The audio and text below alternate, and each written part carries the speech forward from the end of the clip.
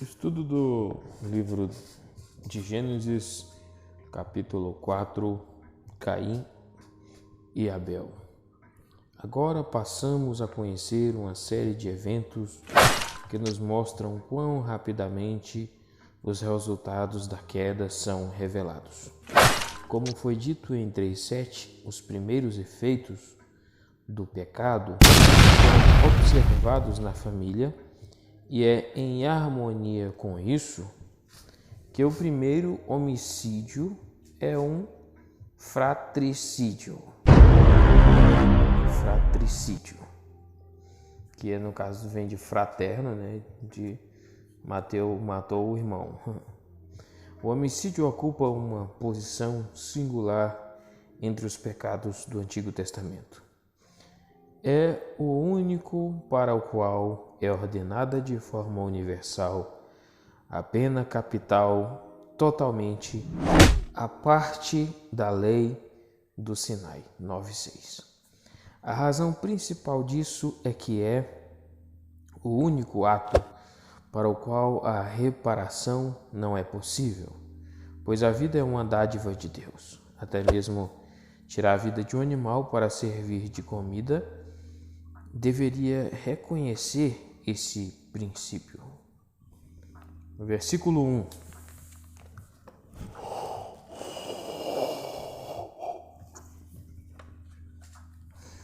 Com o auxílio do Senhor, tive um filho homem. Comentários medievais. Assim como alguns comentários posteriores entendiam que as palavras de alegria de Eva significavam: eu recebi um homem, até Javé, como se ela estivesse pensando que Caim fosse o cumprimento da promessa de 3:15. Isso é muito improvável. Embora seja uma tradução possível do hebraico, por outro lado, o seu reconhecimento de que o seu filho era uma dádiva de Javé mostra a sua confiança crescente em Deus. 4:25. Então, quer dizer, quando Jesus Cristo fala que o descendente dela pisaria na cabeça da serpente, ela pensava que era o Caim, né? Ela achava que era ele. Isso. E não era, né? No caso.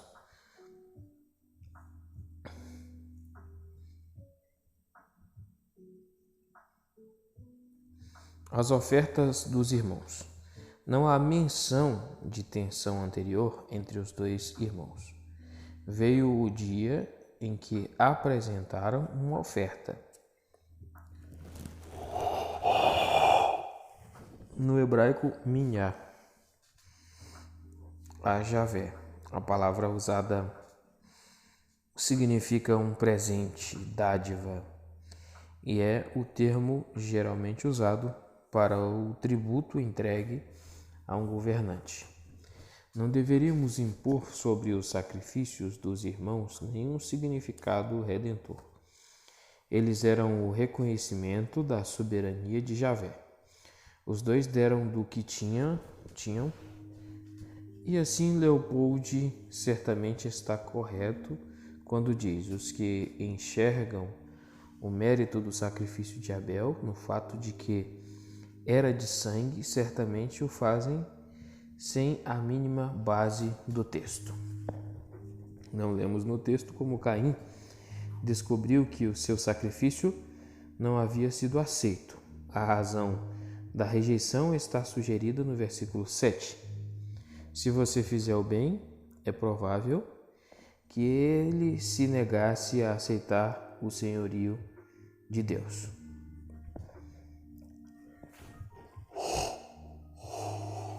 No caso, se você fizer o bem, ponto.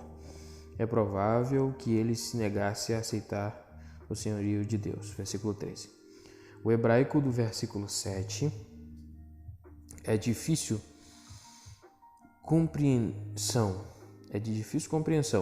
mas pode-se afirmar que o sentido geral é dado pela BJ quando considera o pecado um animal faminto e voraz.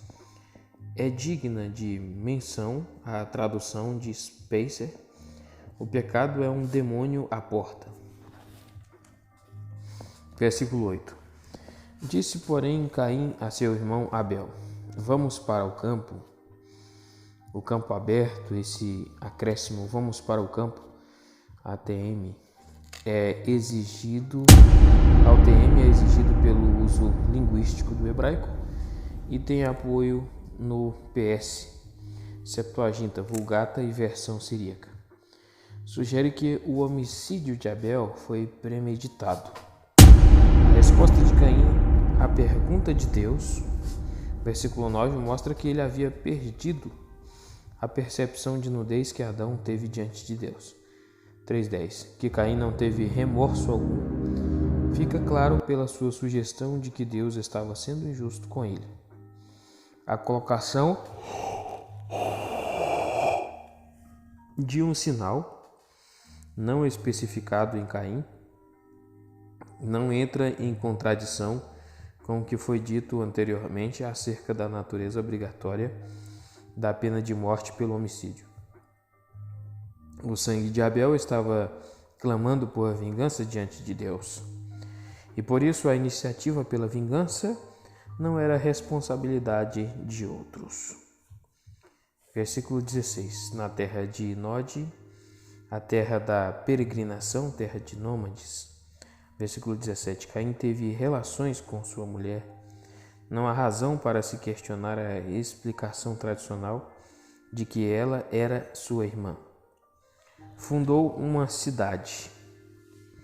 Embora a NVI em geral tenha mantido o termo cidade para ir, ele na verdade significa um assentamento fortificado, independentemente do tamanho. Evidentemente, um bom número de conhecidos de Caim o seguiu. Esse é mais um passo escada abaixo. Se o muro era uma proteção de possíveis inimigos ou de feras selvagens, os que deveriam dominar mostram o seu medo de serem dominados. 4:17-24. Os descendentes de Caim. Embora em virtude do dilúvio, os descendentes de Caim não viessem a ter papel decisivo na história da humanidade, essa lista genealógica mostra que Deus não os esqueceu. São incluídos no escopo da salvação de Deus tanto quanto outros que morreram antes da época do Salvador. A menção do desenvolvimento das artes e das habilidades profissionais dos artífices parece sugerir que os efeitos do conhecimento do bem e do mal se tornaram especialmente evidentes entre os descendentes de Caim. Versículo 19. Lameque, aqui temos a primeira menção de poligamia, que, ao contrário de opiniões superficiais e populares, é muito menos frequente no Antigo Testamento do que muitas vezes se supõe. Quando a encontramos, geralmente há uma razão que parece válida para a ocorrência específica, mas aqui não há sugestão disso. Lameque não está exigindo uma vida por uma vida, mas uma vida por um golpe. Êxodo 22:23. E ainda reivindica salvação divina para o seu ato. O relato dos descendentes de Caim é interrompido aqui, pois Lameque é a explicação suficiente para o desaparecimento deles. Letra D, Sete e seus descendentes.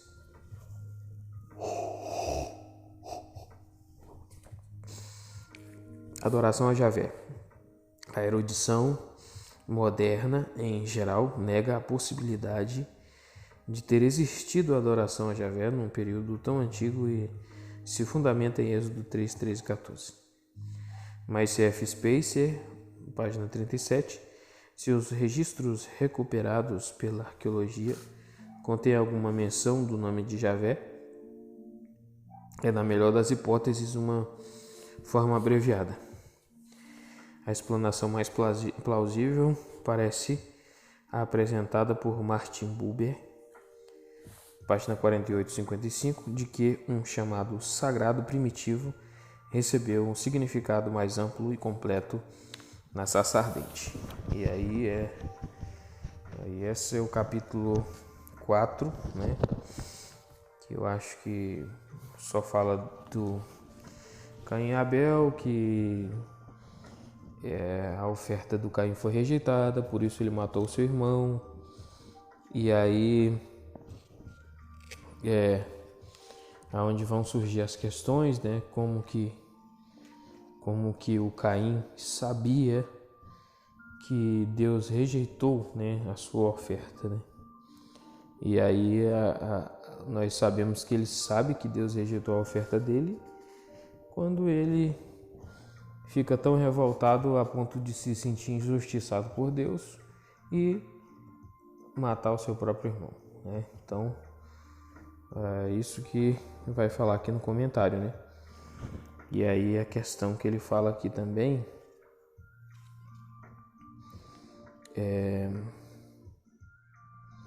quando ele fala que os que enxergam o mérito do sacrifício de Abel no fato de que era de sangue, certamente o fazem sem mínima base no texto.